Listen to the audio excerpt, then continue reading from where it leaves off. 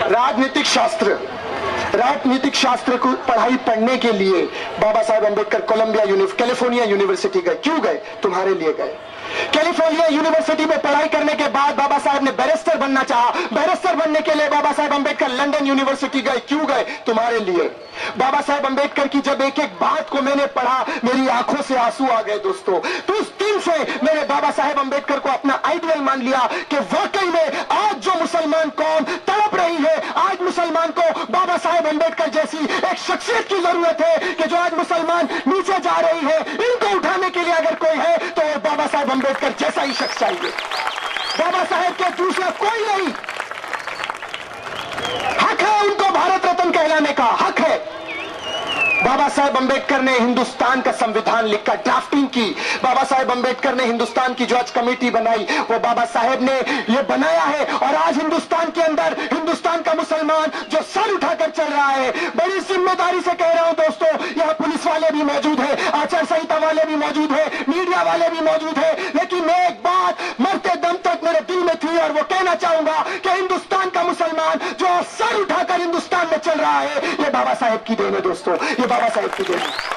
क्योंकि बाबा साहेब अम्बेडकर ने हिंदुस्तान के संविधान में अगर यहां रहने वाले सर्वधर्म संपन्न है और हर जाति के लोगों को एक तरह का आदर नहीं दिया होता तो हिंदुस्तान आज बंटवारे के बाद मुसलमान हिंदुस्तान में सर उठाकर नहीं चल सकता था। ये बाबा साहेब की देन है। जब उन्होंने संविधान बनाया तो संविधान में लिखा है कि कश्मीर में रहने वाला कन्याकुमारी तक, गुजरात में रहने वाला सिक्किम तक जाकर अपनी रोजी रोटी कमा सकता है, खा सकता है, और उसको हिंदुस्तान में उतना ही हक मिलेगा जितना एक हिंदू को मिलेगा, जितना एक सिख को मिलेगा, जितना एक ईसाई को मिलेगा। सारे समाज को एक तरह से देखा जाएगा, न कोई छोटा है, न कोई बड़ा है, न कोई गोरा है, न कोई काला है, न कोई ऊंच है, न कोई नीच है। हिंदुस्तान में रहने वाला हर शख्स भारतीय है और हर भारतीय को एक तरह का इंसाफ मिलेगा।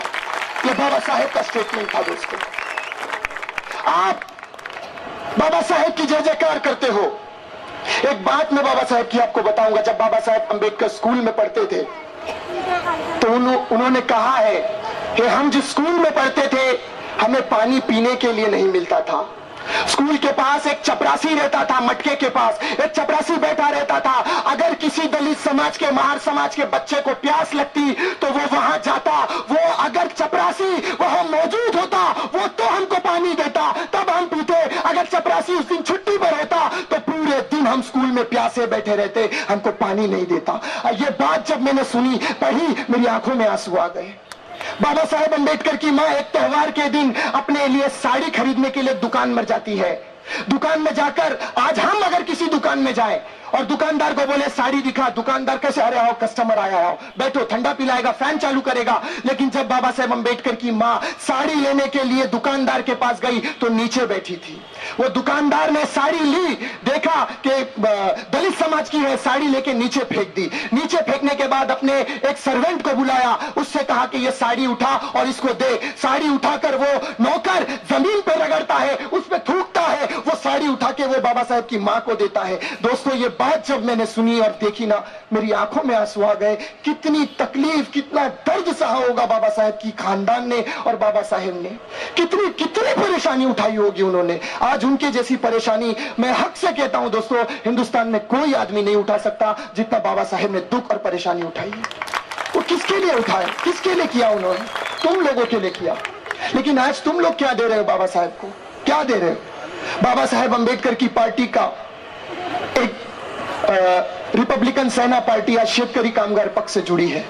बाबा साहेब के नाती, सगे नाती आनंद राज अम्बेडकर इस पार्टी से जुड़े हैं और तुम लोग यहां वहां बटे हो।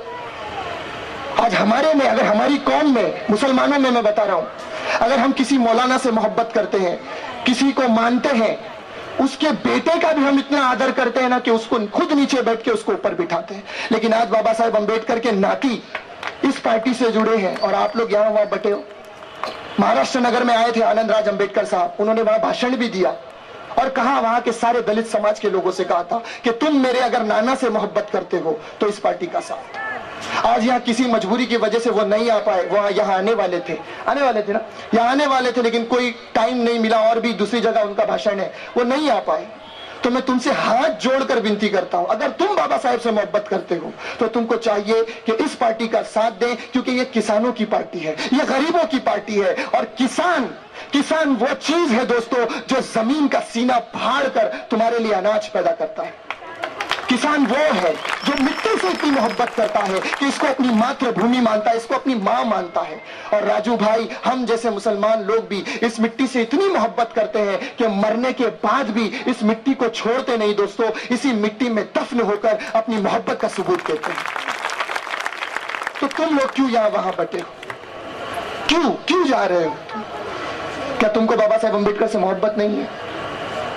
आज एक बहुत सुनहरा मौका मिला है, बहुत सुनहरा मौका मिला है कि एक गरीब घर से पैदा हुआ बच्चा तुम्हारे बीच आज इस मकाम पर पहुंचा है, इस जगह पर आया है कि बहुत कम लोग ऐसे होते हैं जो गरीब घर से निकलकर इतनी पोजीशन हासिल करते हैं, इतना नाम हासिल करते हैं, इतना रुतबा हासिल करते हैं। आज हमारे को एक ऐसा मौका, सुनहरा मौका मिला है कि हमारे बीच एक ऐसा नौजवान हमारे ही बीच का गरीबी से लेकर आज एक ऐसे स्टेटस पे आया है, एक ऐसे लेवल पे आया है कि जिसको अगर आज हम जिताते हैं कि वो जिस शख्स ने खुद गरीबी देखी है, झोपड़ों में रहा है, नंगे पैर कई मील सफर करके गया है अपनी रोजी रोटी कमाने के लिए, आज ऊपर वाले ने उसको उसकी मेहनत का फल दिया है, तो वो ये कहता है कि मैं एक पत्थर हूं, पत्थर, मेरी मिसाल एक पत्थर के जैसी है। आज मैं, अगर तुम समझते हो कि मैं कीमती पत्थर हूं तो मुझे अंगूठी का नगीना बना लो, अगर तुम समझते हो मैं एक खराब पत्थर हूं तो अपने घर में लगा लो।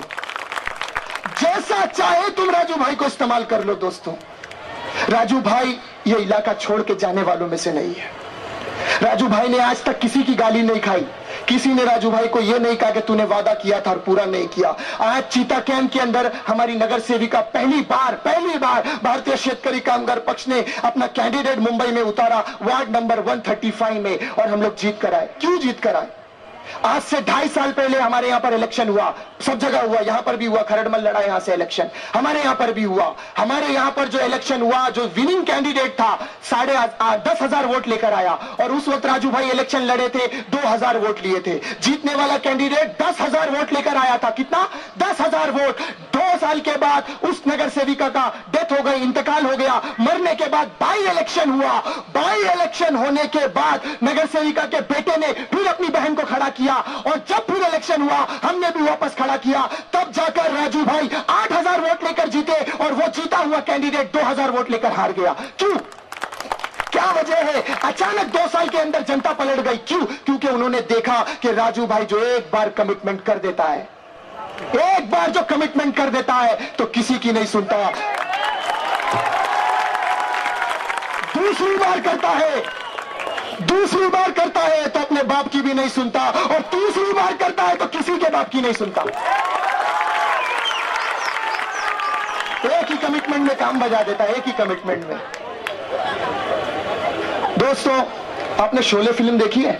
हाथ उठा के बताएं, शोले फिल्म कितने जन ने देखी है? सब ने देखी है। शोले फिल्म का वो सीन आपको याद होगा, कालिया और सांबा, 2 आदमी घोड़े पर बैठ के ठाकुर के पास आते हैं, और गांव वाले अनाज की बोरियां लेकर लाके उन लोगों के सामने रखते हैं।